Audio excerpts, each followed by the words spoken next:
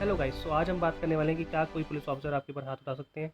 जी हाँ, 3 सर्कमस्टेंसेस में एक पुलिस ऑफिसर आपके ऊपर हाथ उठा सकते हैं। सबसे पहला, कोई पुलिस ऑफिसर अगर आपको अरेस्ट करने आए और आप उसके अगेंस्ट हैं और आप उसके लिए उस चीज़ को प्रिवेंट करने के लिए फ़ोर्स का इस्तेमाल करते हैं, यानी बल का इस्तेमाल करते हैं, तो पुलिस ऑफिसर भी उस चीज़ के ऊपर आपके ऊपर बल का इस्तेमाल कर सकते हैं। सेकंड मोस्ट थिंग, अगर आप किसी मोर्चे में हैं या किसी स्ट्राइक पे हैं और वहाँ पर आप उसको पीसफुली कंडक्ट ना करते हुए आप वहाँ पे लोगों के ऊपर बल का प्रयोग करते हैं या वहाँ की किसी प्रॉपर्टी को नुकसान पहुँचाते हैं, देन अगेंस्ट आपको रोकने के लिए एक पुलिस ऑफिसर बल का प्रयोग कर सकते हैं। He can use the force.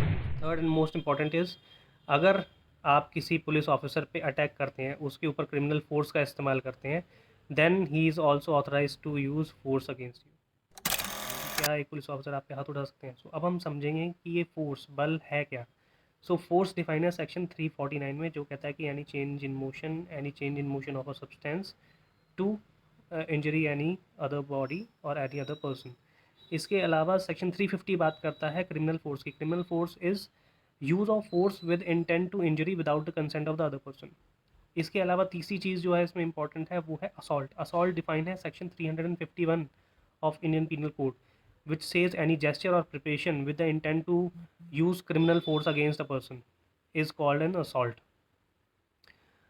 अब हम समझते हैं कि असॉल्ट क्या चीज़ है, लेकिन इसको प्रिवेंट कैसे कर सकते हैं और इसके अगेंस्ट क्या लीगल रेमेडी है। सेक्शन 352 एंड 353 है, जिसके अकॉर्डिंग अगर कोई क्रिमिनल फोर्स यूज़ करता है तो उसको 3 महीने से लेकर 2 साल तक की जेल हो सकती है और फाइन हो सकता है या दोनों हो सकता है। सो अपने अधिकारों को जानिए, सतर्क रहिए and keep following for more. Thank you.